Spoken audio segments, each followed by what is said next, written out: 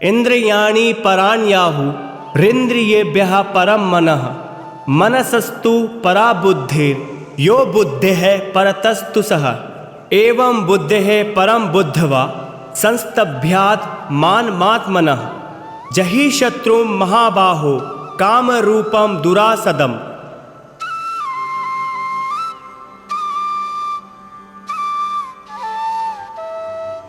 इंद्रियों को स्थूल शरीर से पार कहते हैं।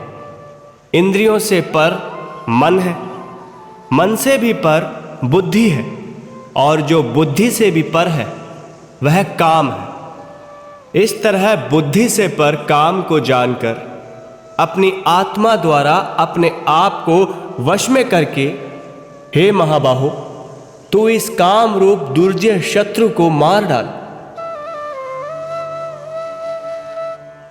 अर्थात इंद्रियों के पार मन है, मन के पार बुद्धि है, और बुद्धि के पार वह है जिसे हम आत्मा कहें, जो जितना पार होता है, यह ध्यान रहे, पहले वाले से ज्यादा शक्तिशाली होता है। जैसे एक वृक्ष है, उसके पत्ते हमें दिखाई पड़ते हैं, पत्तों के पार शाखाएं हैं, वह शाखाएं पत्तों से ज्यादा शक्तिशाली होती हैं। आप पत्तों को काट दें, नए पत्ते शाखाओं में तत्काल आ जाएंगे।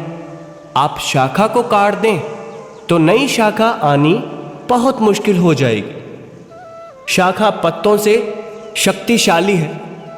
फिर शाखा से और नीचे चलें तो वृक्ष का तना है। जैसे पत्ते बिना शाखा के नहीं हो सकते, वैसे ही शाखा भी बिना पिंड तने के नहीं हो सकती। और पिंड के नीचे चलें तो जड़ें हैं। जड़ बगैर पिंड नहीं बन सकता, लेकिन पिंड बगैर भी जड़ें नए अंकुर निकाल सकती हैं।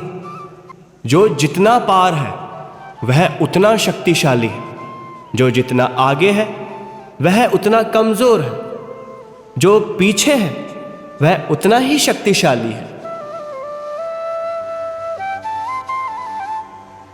असल में शक्तिशाली को पीछे रहना पड़ता है, क्योंकि वह उसे संभालता है। कृष्ण कहते हैं, इंद्रियों के पीछे मन है। मन इंद्रियों से शक्तिशाली है। मन चाहे तो किसी भी इंद्रिय को तत्काल रोक सकता है। फिर भगवान कहते हैं, मन के पार बुद्धि है, क्योंकि जहां मन नहीं रहता वहां बुद्धि रहती है। जैसे रात को आप गहरी निद्रा में खो जाते हैं, सुबह उठकर आप कहते हैं कि रात में नींद का बड़ा आनंद रहा, बड़ी गहरी नींद आई, ना स्वप्न आए ना विचार उठे। यह किसको पता चला फिर कि आप गहरी नींद में रहे? वह बुद्धि ने जाना। बुद्धि मन के पार है। कृष्ण कहते हैं, इंद्रियां माने मन की, मन माने बुद्धि की। बुद्धि परमात्मा के समर्पित हो तो बुद्धि माने आत्मा की। आत्मा परम ऊर्जा है। इंद्रियों को वश में कर मन से, मन को वश में कर बुद्धि से, और बुद्धि की बागडोर दे दे परमात्मा के हाथ में।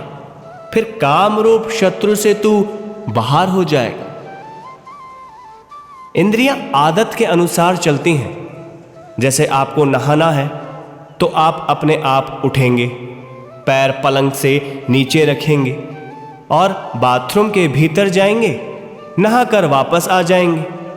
मन को पता ही नहीं चलता कि क्या कर रही हैं इंद्रियां। ऐसे ही आप खाना खाते हैं, इंद्रियां अपने आप रोटी तोड़ेंगी, मुंह में डालेंगी, दांत अपने आप चलते रहेंगे। इंद्रियां आदत के अनुसार चलती रहती हैं। आप होश पूर्वक करें कि मैं यह क्या कर रहा हूं। आप होश पूर्वक चलें कि यह कदम उठा, अब यह कदम उठा, अब मैं नहा रहा हूं, अब मैं खाना खा रहा हूं। और आप पाओगे कि इंद्रियों की शक्ति मन से कम होती है। फिर मन की शक्ति इंद्रियों पर चढ़ती चली जाएंगी। फिर ऐसा ही मन के साथ बुद्धि के द्वारा करें। मन कुछ भी करता रहता है।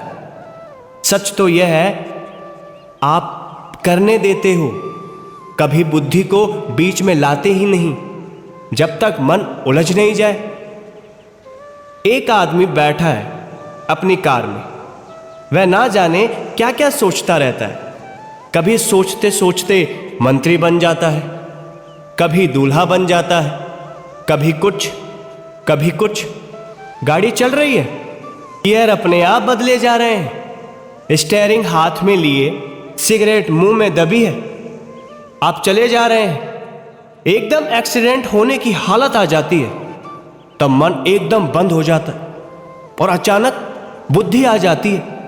यानी मन से पार बुद्धि है और बुद्धि से पार है आत्मा, और आत्मा द्वारा अपने आप को वश में कर लेता है।